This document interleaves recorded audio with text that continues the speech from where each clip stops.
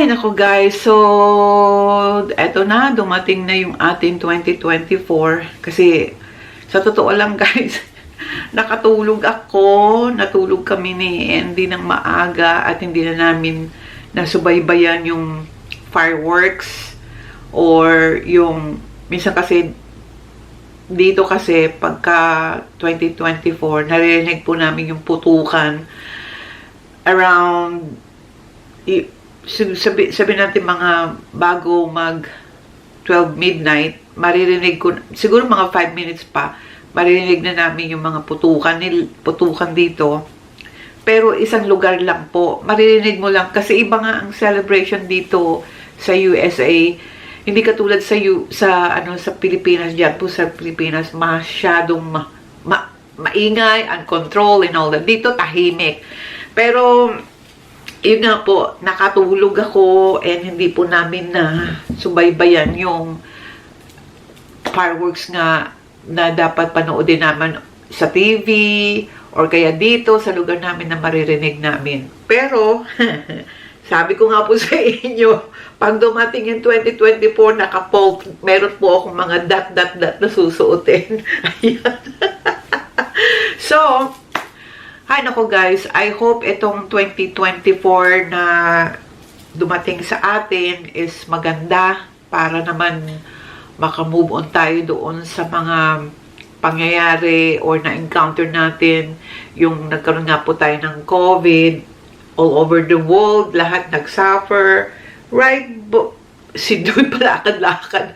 So, bali nag-hope and prayer nga po ako. Sana po wala na pong ganong klaseng sitwasyon dahil lahat tayo naapektuhan ng COVID nga. And hopefully tuloy-tuloy na po itong 2024 na kahit papano back to normal na tayo. Although napapansin ko sa Pilipinas, mayroon pa rin nakasuot ng mask.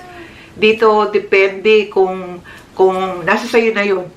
Pero we're not wearing masks anymore since then nung natapos na yung COVID dito sa USA. Pero ano pa rin, yung iba they're trying to protect themselves, especially kung may sakit ka nga, bakit nga naman ikaw pupunta sa publiko na wala kang protection sa sarili mo.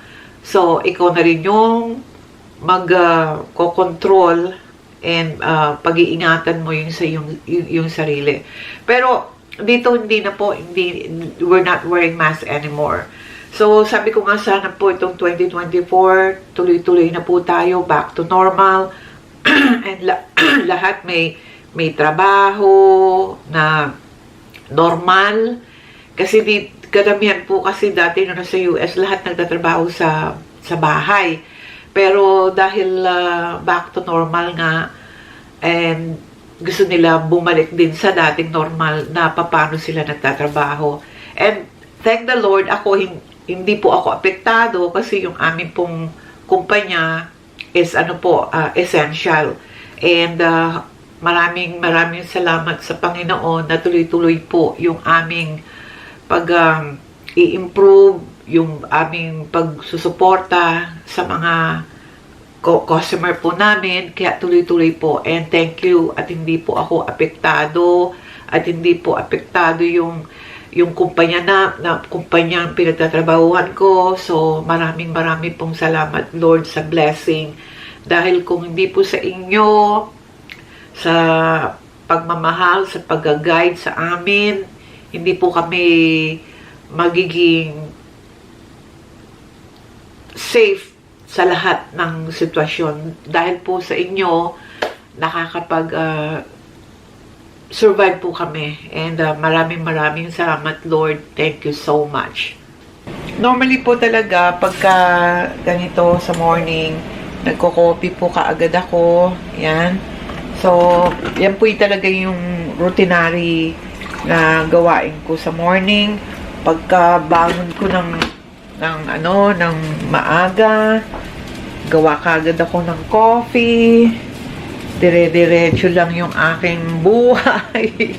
Kaya normal na ako guys, sa totoo lang, ako yung, sa lahat talaga, ewan ko, magmula nung, sabi ko na nga, alam ng mga kapatid ko to na, very independent talaga ako, yung, nakakukuha lang po ako ng, dahil ako dito ng coffee, kuha lang po ako ng coffee creamer, para ito po yung ginagamit kong coffee creamer. And kadalasan po talaga, ang gusto ko talaga yung caramel. Pero ito, plus na to kasi may chocolate. So, pagka nilalagyan ko po ng coffee creamer yung aking coffee, ang dating nito parang umiinom ako ng coffee mocha. Parang na rin siyang yung sa Starbucks. Naku, Diyos ko.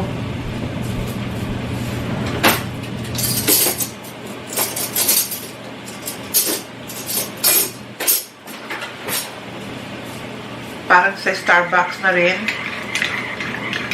Pero, mahal eh. Mahal yung Starbucks dito eh. Kahit sa market, yung brewed coffee Starbucks, mahal. So, ganito po ako palagi. Morning, wala nga po pala si Andy nag-hunting po ngayon kasi today is the last day of hunting. Kasi siguro mga several days na rin siyang hindi nag-hunting dahil marami po siyang ginagawa sa shop niya. And ngayon, he's really take advantage of it para makuha niya. Teka, tataas ko lang po kayo. Para libre yung aking kamay. At hindi siya yung gumagalaw. Kasi pagka gumagalaw, nakakahilo, di ba? Nakakatamad panoodin. Ewan ko, ako ganon. Yun yung napansin ko. Anyway, guys, relax lang ako talaga. Kasi, sabi ko nga, holiday po ngayon sa amin. And bukas, back to normal na ako. Papasok, para, alam na ninyo, siyempre, para makabayad ng bills and all that. Guys, ito yung sinasabi ko sa inyo na binili ko sa Aldi's kasi normally talaga hindi ako kumakain ng heavy breakfast. Hindi ako kumakain ng heavy breakfast kasi I have a poor digestion. Ang inaano ko lang talaga is ito yung croissant. Sabi ko nga sa inyo itong croissant na to, sa akin ito, ang dating sa akin ito, pandesal. Yan po lagi. Nako, pag wala akong croissant, lumalabas kagad ako para makabili. Pero marami naman, di ba pinakita ko naman po sa inyo na marami naman akong tinapay, yung ganyan. Ayan, no? Di ba? Tapos mayroon pa dito. Yan. Pero mas gusto ko talaga yung may croissant ako para at least feeling ko na meron akong pandesal sa morning. Yan ang ginagawa ko.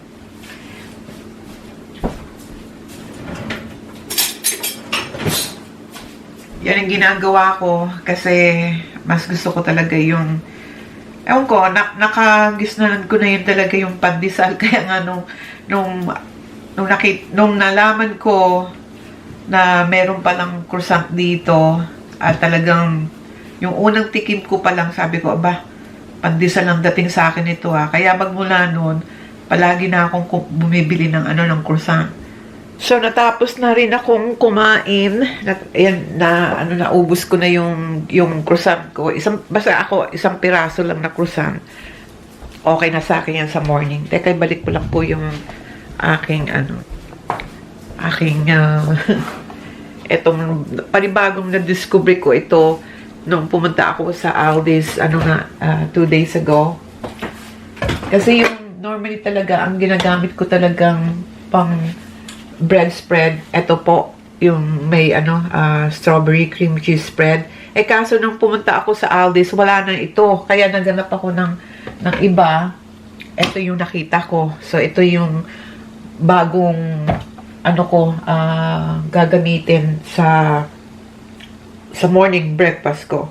Meron din ako dito, ito parang ano to dating sa akin to parang, ano tawag yun, yung sa Pilipinas, siguro alam niyo yung gusto kong sabihin sa inyo.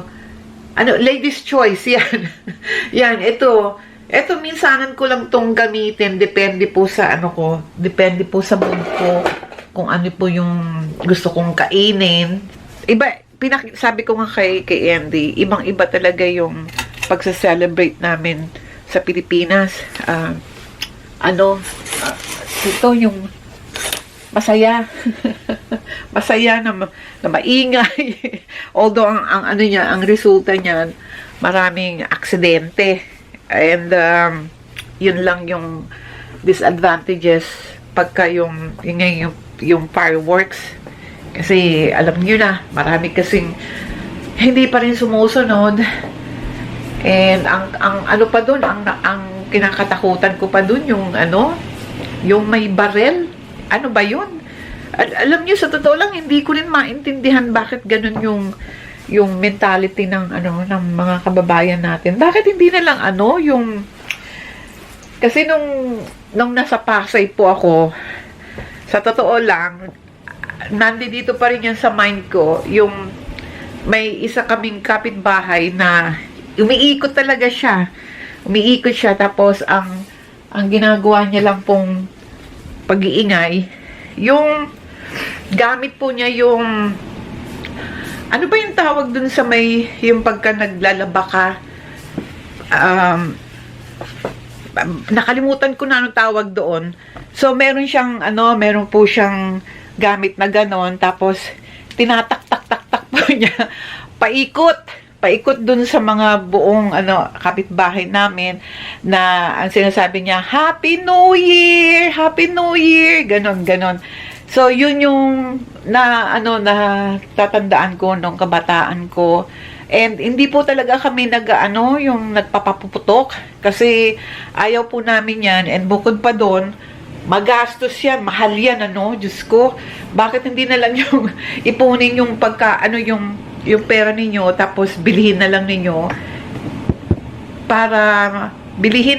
yung pagkain na gusto nyong kainin doon sa yung celebration, yung New Year at saka Christmas tsaka New Year. Kasi yun po yung nakalakihan ko or nakagisnan namin sa magulang namin, na ganun talaga. Hindi kami yung nagpapaputok, walang ganun sa amin. Kaya ang tradition talaga is yung torotot, at saka yung kung ano lang yung na pwede mong gawing na mag-ingay or welcome yun to New Year, ganun lang po. Hindi po kami talaga nagpapaputok, wala po kaming ganyang nakagisnan sa pamilya po namin. So anyway guys, nagpakita lang ako for first day of New Year, para naman kahit papano meron akong additional pagbablog or content na mai-share ko po sa inyo. Anyway guys, maraming pong salamat. Please like this video and don't forget to click the notification bell para po nano-notify po kayo kapag may bago po akong video. And guys, please subscribe to my channel. I love you all and Happy New Year, and hopefully ito pong 2024 na dumating sa atin is maganda. God bless. I love you guys. Thank you guys for watching. Please subscribe to my channel. Goodbye. I love you all.